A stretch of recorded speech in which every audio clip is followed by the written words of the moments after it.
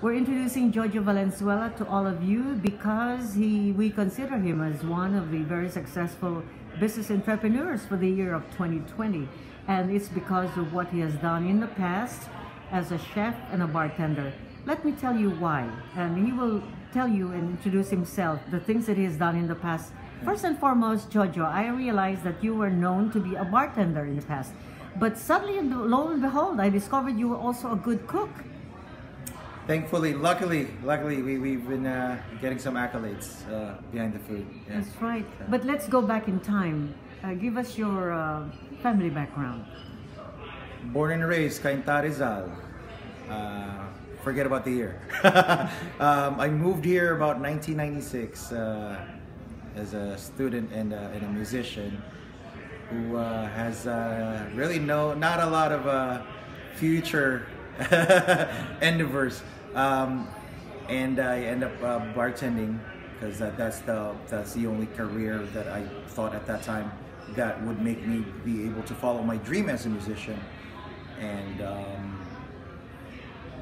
I did that for many years until I became a dad, and obviously the priorities changed a bit in 2008, 2009. My wife told me, like, "Wait, let's figure this out. What are you gonna do?" So my passion in music completely stopped when I became a father. My son, like, whenever I try to pick up my guitar, my son would, like, tell me, "Dad, stop playing," and let's do this, yada yada. And the passion switched from music to food and drinks. I ended up becoming a sommelier. And I started crafting cocktails, meaning, like, you start from scratch using the best ingredients available. And some people call that mixologist. I hate that term, but if people call me that, it's fine. I would never call myself that, quote unquote. So what would you call yourself? I'm a bartender. A first bartender. And foremost. Yes. Yeah, because bartending is more important. It's about hospitality. Restaurant business is 20% just making drinks. It's so, like, calling it mixology is like, it's kind of pretentious per se. Yeah, so I try to master as many fields in beverage. Like, definitely a big whiskey fan, gin fan. Ended up becoming a brand ambassador for a couple of brands. And what else? Give us a list of your awards. You received awards for all these things that you've done. There's a bunch. Yes. I stopped counting, really. But I guess, like, my most favorite one, the one that I actually cried when I got the awards, were when I won the Ricky Award in DC, because the Ricky is the official cocktail of Washington DC. There are two cities. There's actually two. There are two cities with official cocktails. Washington DC has the Ricky, and New Orleans has the Sazerac. So every year, 40, 50, 60, 80 bartenders in DC would create their own Ricky, make their submission and stuff like that.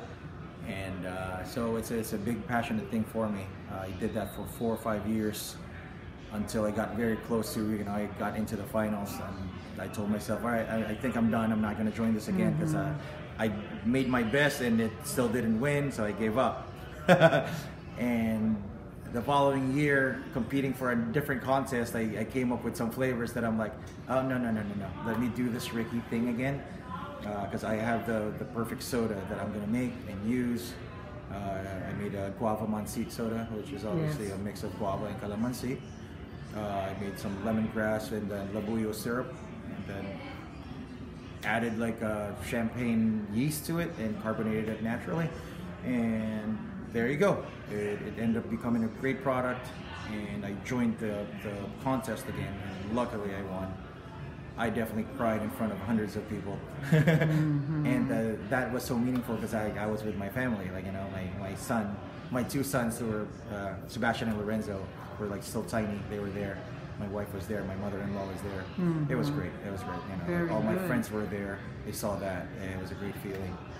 So Ricky, it's called Rizal, where I'm from. won the 2015 Rookie of the Year in Washington, D.C.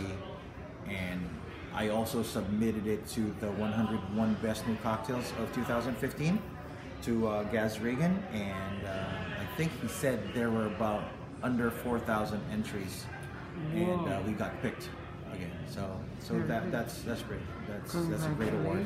There was also the Margarita Wars. Margarita Wars is like, I'm a big fan of margarita. Again, it got picked as Margarita of the Year. So those are two really good ones, and then there's more than a handful more which are great. If you look at our cocktail list, this upcoming cocktail list that I'm going to do, it's a bunch of like award-winning cocktails, so it's going to be fun. Congratulations.